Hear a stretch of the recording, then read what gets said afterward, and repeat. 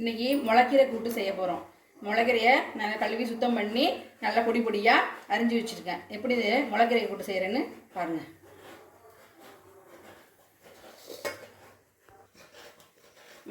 இப்போ இந்த முளைக்கீரை கூட்டை ஒரு எண்ணத்தில் மாற்றி வச்சுட்டேன். இப்போ இதுக்கு எவ்வளோ தண்ணி ஊற்றணும்னு சொல்கிறேன். இது 2 கட்டு கீரை. இதால் காப்புன்னு சொன்னாலும் ஒரு சுண்டு தண்ணி ஊற்றுறேன். இதை வந்து அப்படியே லேசாக கொஞ்சம் நேரம் மூடி வச்சுருவோம். அப்படியே உள்ளே போயிடும். அதுக்கப்புறம் காமிக்கிறேன். இந்த கீரையை போட்டோம் இல்லையா, அது நல்லா அமுங்கி உள்ளே வந்துருச்சு. அடுத்தது சாம்பார் தூள், ஒரு ஸ்பூன் சாம்பார் தூள் போடணும். 2 கட்டு கீரை போட்டுக்கோம். சாம்பார் தூள், கொஞ்சோண்டு கல் உப்பு,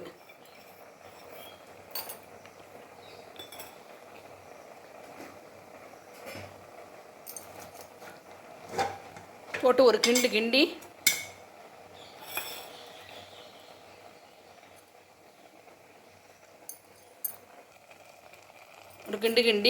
இதை சிம்மில் வச்சு மூடி வச்சுருவோம். கீரை வெந்ததும் பார்ப்போம். நல்லா வெந்துருச்சு கூட்டு. இப்போ துவரம்பருப்பு வேக வச்சு வச்சுருக்கேன், அதை போடணும்.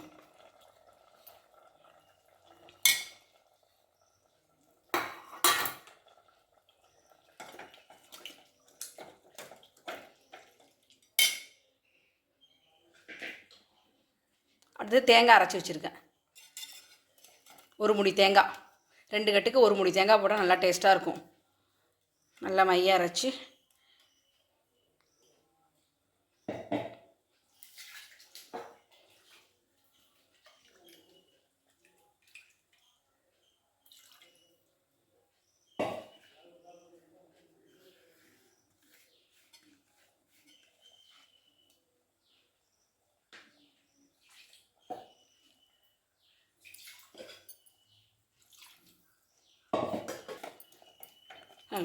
நல்லா எல்லாத்தையும் ஒன்றா கிண்டி நல்லா ஒரு கொதி விடணும்.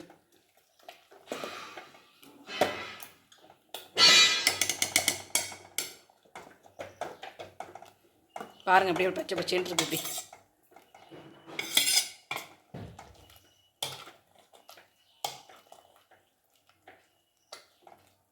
மூடி வச்சு ஒரு கொதி விடணும்.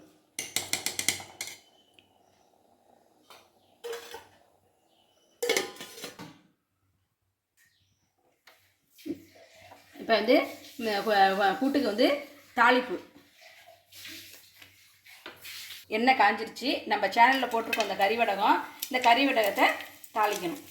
நல்லா உதுத்து விட்டு லேசாக பொரிஞ்சு வந்ததும் கருவேப்பிலை லேசாக பொரிஞ்சு வந்ததும் இந்த வாசனை வந்துருச்சு. உடனே ஆஃப் பண்ணிடணும்.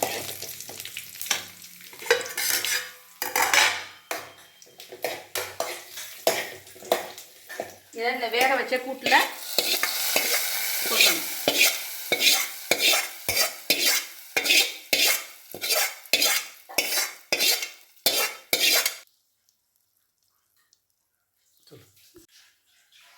அவ்வளோதான். இதை ஒரு கிண்டிட்டோம்னா முளைக்கீரை கூட்டு ரெடி.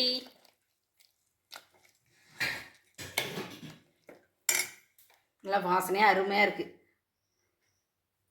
குழந்தைங்களுக்கு நெய் போட்டு ஊட்டி விடவும் நல்லா சாப்பிடுங்க.